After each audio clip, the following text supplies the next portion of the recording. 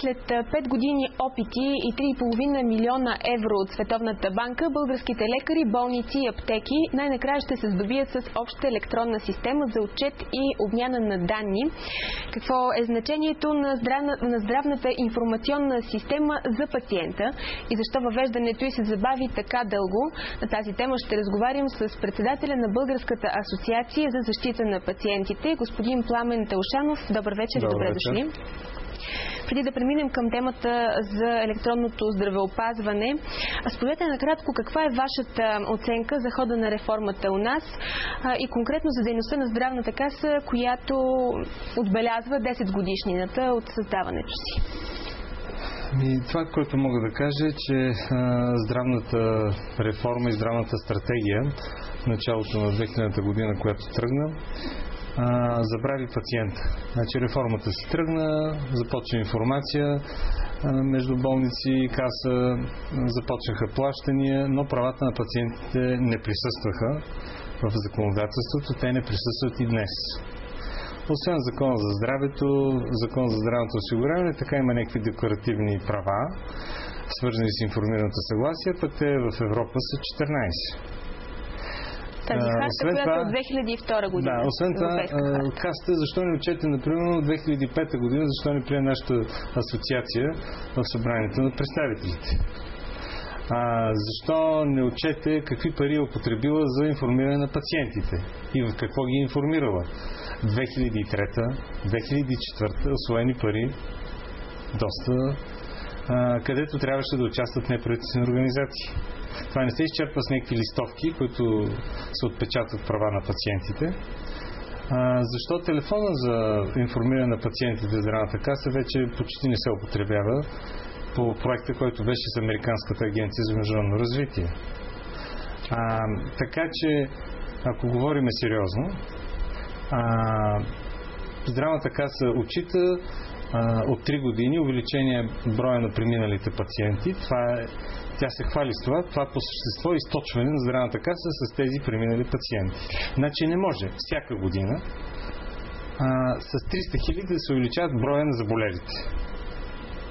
Такава е статистиката. Да. На теория пациентът е в центъра на системата на здравеопазването. У нас обаче той не е обект, а субект на лечението. Това са ваши думи. Да. Каква е причината? Вие казахте. Какво е значението на добрата информираност? За това е важно да говорим, така че пациентът да стане равноправен партньор. Преди да поговорим по тази тема, обаче ще включа зрители, които вече са на телефона. Добър вечер. Добър вечер. Уважаема госпожа или госпожици, не знае защо така коментирате на теория. Има европейско законодателство, което е приоритетно. Така в Европейската харта за основните права, член 38, пише, да ви го прочета. Споменахме вече тази харта, там са изброени конкретни права на пациентите. Да, и има приоритетна защита на потребителите. Така че господата от Здравната каса са си намислили заедно с депутатите, са си намислили техни правила, за да ограбват пациентите. Пример, аз преди няколко седмици имах нужда от формуляр за личен лекар и трябваше да ходя чак до Здравната каса и не мога да си го изтегля от интернет. О, чудо! Не мога да си изтегла няколко, защото 3 екземпляра някой правил за Здравната каса, в 3 екземпляра този формуляр и аз трябва да ида до там, да дам 2 лева или колко ми струва здравето, 2 лева на чиновника да го обслужа, за да може той да процъфтява. И отделно покрай тия 2 лева има едни големи сумички там, които се разпределят. Нали така? Така е, господине, вашия пример е много подходящ, защото точно такава и позицията на моя събеседник днес. Той е председател на Асоциацията на пациентите. Сега да продължим. Да, имате ли конкретен въпрос по темата? Да, може ли да ми изпишат телефони за връзка с тях? За връзка. Сега ще обясни господин Таушанов как може да се свърже всеки, който желае с асоциацията. Преди това включвам още един зрител, за да може да отговорим на въпросите заедно. Добър вечер. Добър вечер. На вас и на вашето предаване с уважение. Доктор Ботева е. Искам да ви кажа, че аз като лекар и човек от гилдията имам определен проблем с здравната каса и точно в момента. Тъй като в позицията на пациент наскоро в военна болница ми беше поискана сума по много нерегламентиран начин. Мисля, че е доста ефирно време отделен в момента и ви го губя, за да ви разкажа много скандалния случай, защото освен, че се нарушава етиката между лекар и лекар, етичния ни кодекс, а говорим и за правата на пациента, това, което вие казахте, че пациентът трябва да е в основата, нали, на хартата за правата на пациента. А когато е предпоставката, предпоставени са парите, които ти искат от джоба и ти извиват ръцете за един магневист, който е 20 мл, а всъщност няма рецепта, не се спазват правилата на играта. Така е, госпожо, има много такива примери. Понеже вие сте лекар, искам да ви попитам, една такава информационна здравна система ще улесни ли вашата работа, вашата практика? Определено. Това е абсолютно необходимо и мисля, че и госта много по-информирани и много повече може да каже. Благодаря много и за вашето включване. Имаме гледната точка и на лекаря, и на пациента. Да започнем оттам информационната система. Какво е значението и какво е значението на тези електронни досиета, за които все още повече се говори, отколкото на практика се прави? Понеже сме в такава информационна тема, първо да кажем телефоните, на които могат да звънят. 981-369. Има и мобилен телефон. Имате и сайт. Patient.bg. За новия сайт ще поговорим и по-натам, защото и това е нещо, което предстои. Важното, което тук все пак трябва да се отдели от цялата тази информационна мъгла за успехите на здравната каса, и особено в електронното здравеопазване, че там има стратегия за развитие на електронното здравеопазване, но няма реален екшен план, т.е. план за действие. Стратегия от 2006 година, което е така, но той не се изпълнява. Значи той има план, но няма нищо. Значи има примерно успешни пилотни проекти за електронна рецепта, за електронна карта, но те са само като такива, както сега може би ще се случи и с електронното досие. Ние миналата седмица разговаряхме тук с представител на фирмата, която изработи именно тези успешни проекти. Въпросът е, че те действат добре, но следващата стъпка не се прави. Аз искам тук да уточня, че поканих представители на касата в днешното предаване, но под различни предлози, различни аргументи. Нямаше отзив от страна на касата, на прес-центъра. Затова пък ние с факти тук ще говорим за това каква е гледната точка на пациента. Значи идеята на тези успешни пилотни проекти за електронна здравна карта, за електронна рецепта е да бъдат внедрени. Защото в крайна краща това интересува пациента, да има в себе си тази карта, да има и лекара своята карта и там вече да става обмен на данни. Това, което се притесняваме, и това казах и на министър като въпрос, беше, че тези електронни досиета, така най-грубо казано, картони, по същество нямат никаква задължителност в момента лекарите да ги запълват с информация. Аз съм адвокат и вода дела такива за увреждане на пациенти и това би било много добре от гледна точка на доказателствата какво е извършено с пациента.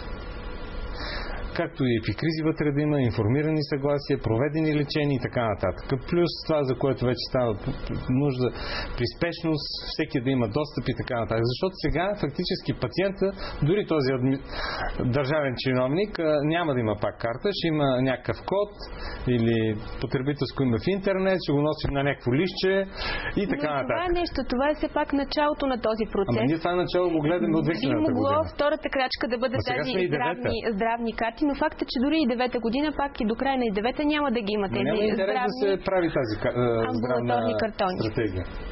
Няма интерес. От правителството няма политическа воля да стане, защото бързо ще цъфне корупция, бързо ще цъфне липса на прозрачност и възможност пациента да има достъп до това, което се е случило с него в миналото и какво ще се случи сега и в бъдеще. Лесно ще разберем ето в интервюто на доктор Румяна Тодорова днес. Тя поставя конкретни срокове. Казва, че информационната система до април месец, пък в средата на годината ще има обществени поръчки. Така е, но поне ще има един аргумент. Обществените поръчки, като започнат, означава, че ще се случи нещо. Ще започват обществени поръчки, някой може да ги обжалва, ще продължат години, а освен това е известно, че 50% от обществените поръчки у нас са корупционни.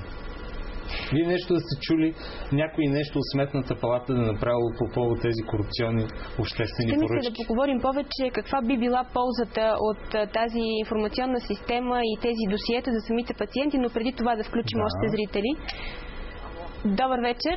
Добър вечер, казвам се Димитър Петров и се занимавам буквално с активиране на програми на лекари и заболекари, работа с компютри, обучение и така нататък. Само едно мога да ви кажа, че Касата абсолютно няма никаква готовност и никакво желание да почне да работи по този начин, който каза господина. Това се дъвче вече, поне аз го слушам горе-долу 20 години. Даже имаше една фирма Ремисофт, която взе доста парички, има и 5-цифрена сума и фалира. Сега отново се чудат как да откраднат също няколко десетки милиона евро или левове, в зависимост от това как се плаща. Разберете ме правилно. Няма заинтересованост за здравната каса. Здравната каса прави каквото си иска. Разбирате ли? Каквото си иска. Тя даже до сега не е пуснала един формуляр на XML отчетите на заболекарите, принуди заболекарите преди миналата година, юни месец, да си изкарат електронни подписи под претекста, че трябва да почнат да работят онлайн. По ваше наблюдение, какво време би отнело така изграждането на тази система, довършването ѝ от технологическа гледна точка? Ако се заемат хората както трябва, т.е. се постави заданието както трябва, както и каза господина, това нещо може да отнеме не повече от 2-3 месеца. Разбирате ли? Техника има. Значи техника колкото искате. И техниката не е скъпа. Просто трябва да се постави заданието. Колко би струвало според вас? Имате ли наблюдения? Моля? Колко би струвало? Ами това би струвало не повече от 5-6 милиона. Лева. Да.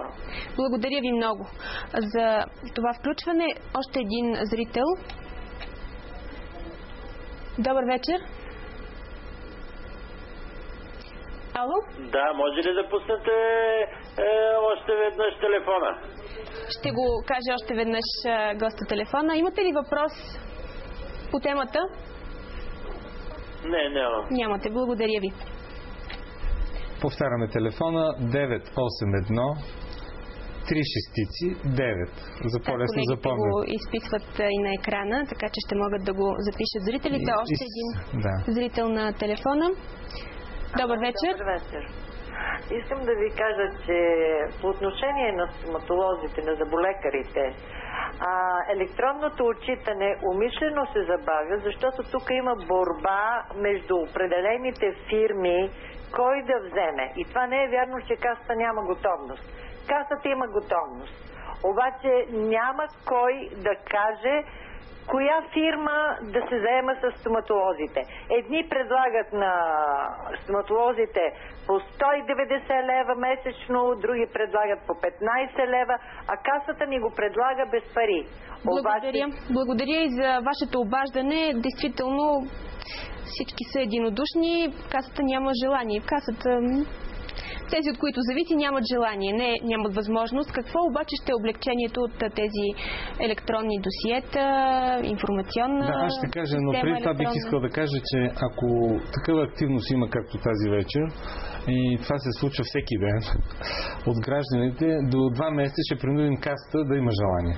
Какви са вашите механизми? Механизмите да има обществен натиск,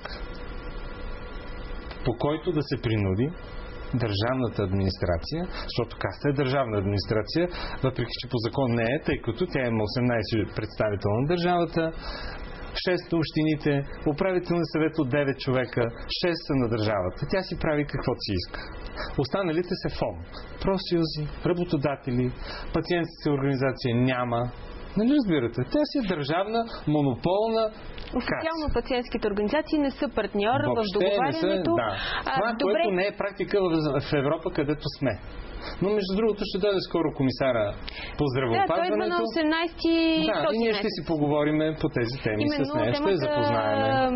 Европейски здравен портал ще бъде, електронен портал ще бъде там основна. Би трябвало ние да презентираме нашия нов сайт, който ще правим, и нещата, които мисля, че най-важното, което там ще презентираме, е да покажем, че ще правим обществен граждански одит на лечебните заведения, където гражданите да може да виждат какво се случва там, да задават своите въпроси и по този начин тези тук 400 болници, които сключват договори с Касата в момента, да попитаме по кои стандарти ги сключват и какви медицински услуги предлагат.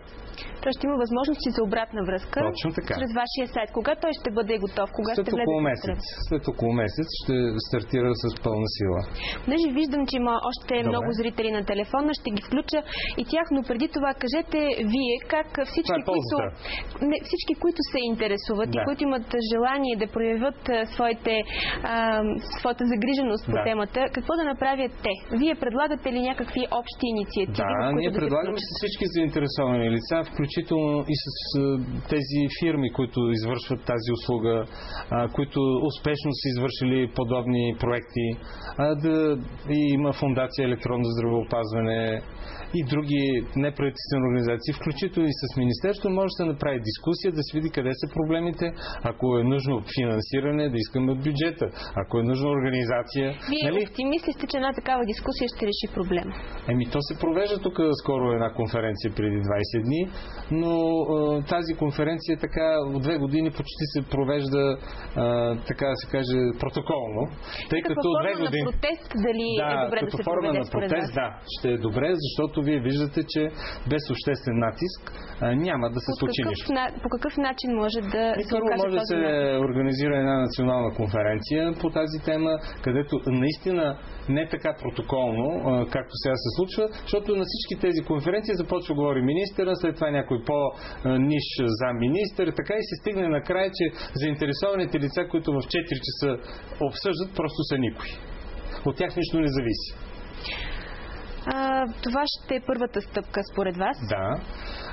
Мисля, че първата трябва да бъде ние да информираме комисара по здравеопазване на Европейския съюз как се случват тези неща, защото когато се презентира Европейски здравен портал, трябва да знае, че тук няма да има особена връзка и полза, тъй като тези велики и скъпи периферни устройства, за които говорим за карта, които струват сигурно 200 лева, са много скъпи да бъдат купени. Тук, нали разбирате каква голяма инвестиция, с което ще може пациента и лекара нещо договор като вашия телефон, да се срещнат с двете карти, да си разменят информация, вместо прекалено много да се пише на книжни носители. И единия ще има документация за това, което е извършил, другия какво ще му се случва, да изрази своето съгласие или несъгласие с определени дейности, за да може да се проследи цялото това нещо. Това с един бутон, как аптека, доктор, каса и министър ще ли да разбере какво се случи, са вицове. Ползите действително са много. Благодаря ви за това участие. Ще следим темата и ще се радвам отново да ни гостувате, когато вече е факт и вашия сайт, когато сте провели и срещата с еврокомисаря по здравеопазването. Аз се извинявам на всички зрители, които не можах да включа в това предаване, в този разговор, но може да пишете на имейла на предаването, както да се свържете с господин Тълшанов чрез сайта и чрез телефоните на асоциацията. Благодаря още веднъж на вас и ви пожелавам успех в работата ви. Здраве!